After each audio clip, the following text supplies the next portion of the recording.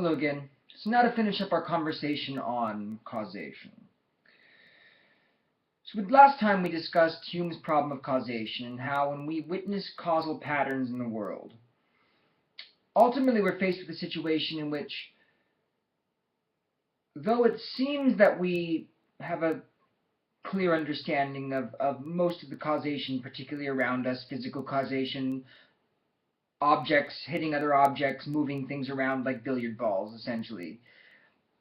As Hume pointed out, there is no reason for us to assume that the causal patterns that we have perceived in the past will continue in the future, and therefore we can never perceive the necessary connection which determines for certain why one causal moment leads to the next outcome totally necessarily.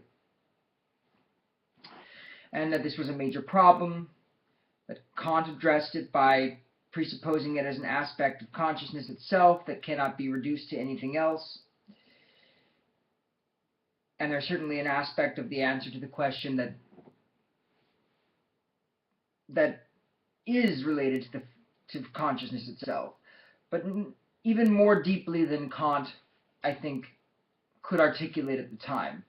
And that's why we came to the integrated information theory of consciousness, which is also a theory of causation. And it basically says a system is one system. What makes a system, a single, truly independent ontological object, is if the structure of the system, if the wiring of it is such that the behavior of the system cannot be reduced to the sum of its parts, that system is a causal whole and therefore also necessarily generates consciousness of some sort. Let's go to the limits of this. I want to really get the integrated information theory pretty clear for us because it's the groundwork of an entire metaphysical vision. The simplest possible system is a logic gate with a mechanism that's either on or off, or rather firing or not firing. That it could fire and either is firing, or it could fire and is not firing. So in that sense, it's always on. That's what it means for it actually to exist. It either could fire or is firing. The simplest possible system. One element. This or not this. In the example given by Giulio Tononi in the integrated information theory of consciousness, it's a photodiode, a detector of light. And it's either detecting light or not detecting light. Or it's either light or dark.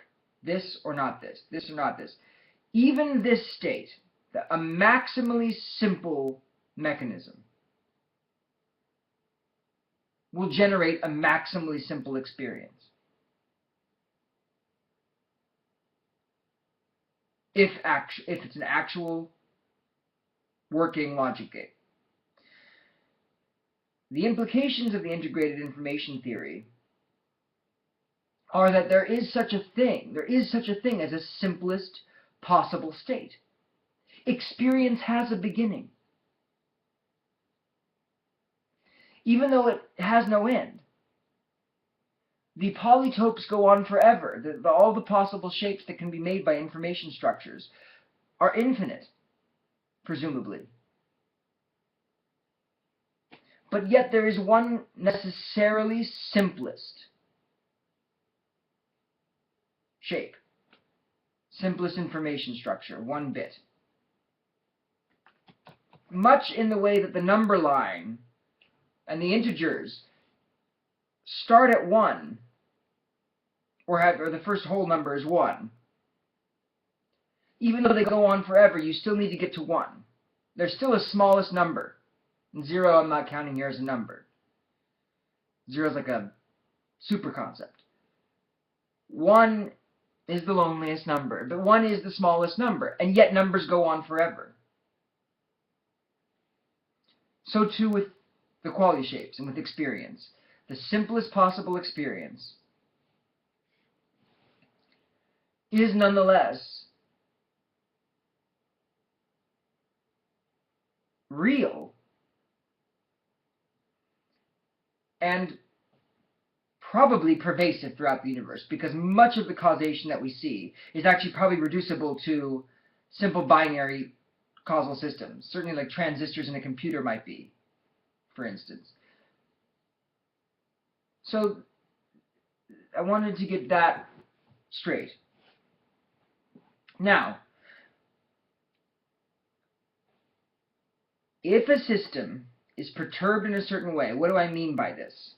When I say if a system is perturbed in a certain way, it means that which elements are on or off, which elements are firing or not firing, and that the system is wired in such a way as that for every element that fires or doesn't fire, an entire system state of what it could possibly have been is ruled in or out. Or rather, it's specifically ruled out, because it's a reduction of uncertainty.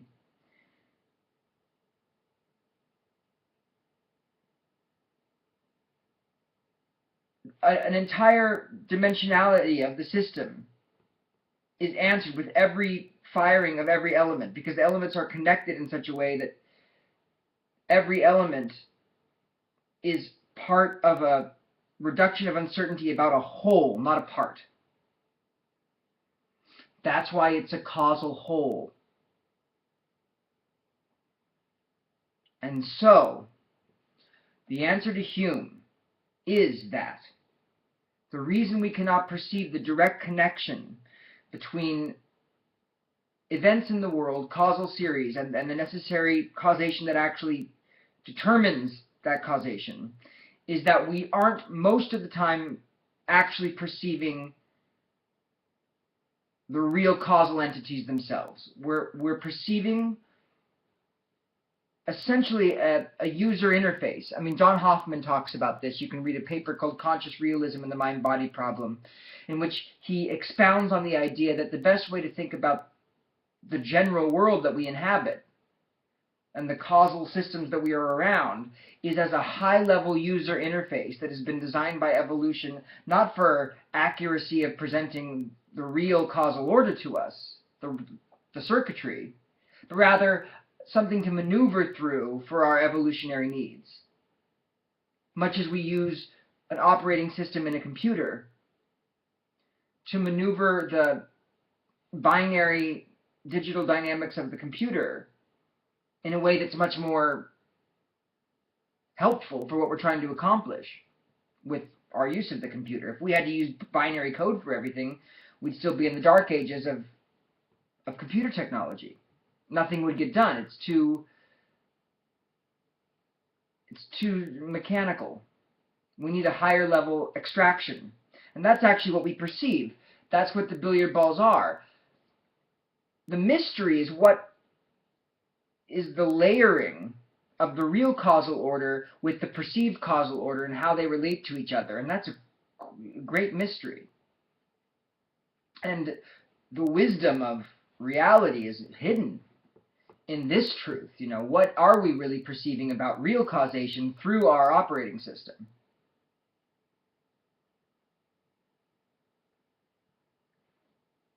But when we look to ourselves, now we can see, oh, consciousness is causation. There is no causal change whatsoever without consciousness, because the only systems that are actually causally efficacious in and of themselves are integrated systems. Either integrated systems or the minimally simplest system, which I guess you could say is the one system that isn't integrated at all. It's just it's a single diode.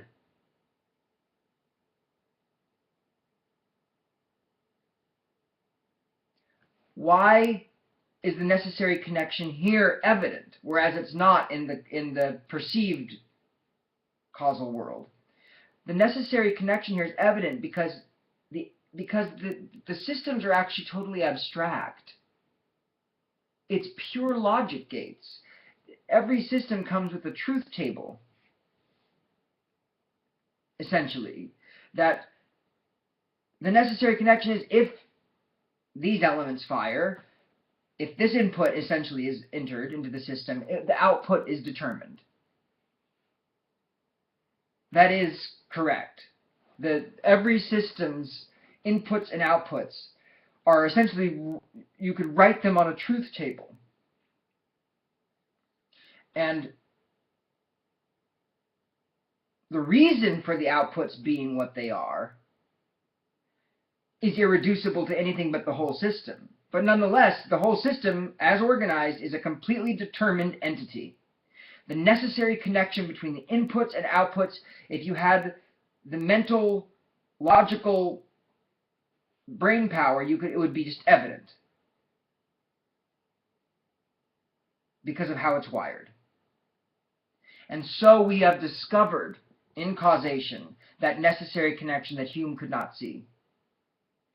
Because actually, reality is made of logic.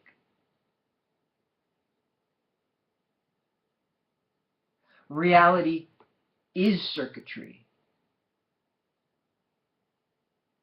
Again, we go back to what physics is saying here.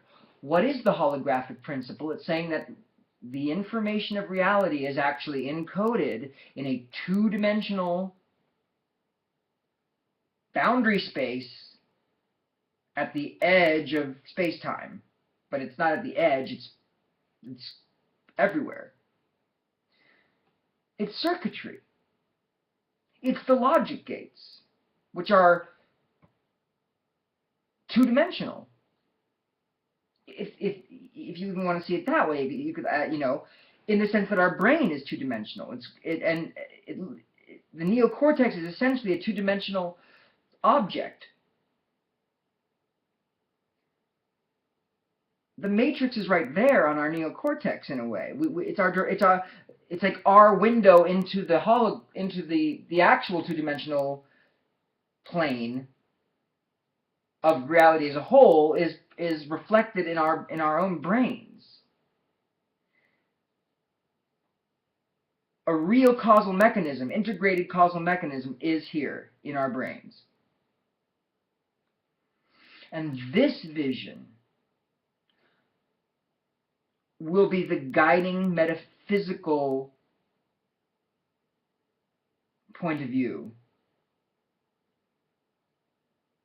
for then a recreation of ontology and reality that ultimately is based on logic and the necessary causal order of logic systems, and that our brains are those systems at their most complex that we know of in the universe thus far.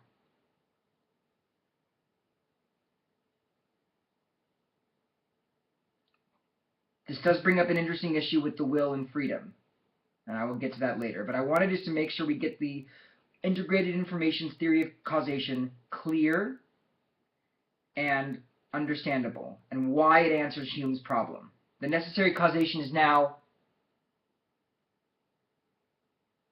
apparent through the necessity of the logical abstraction of how systems actually are.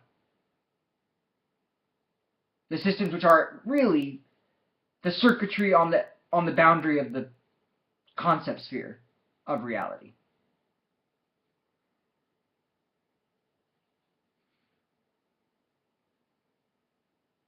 That's what's going on, guys.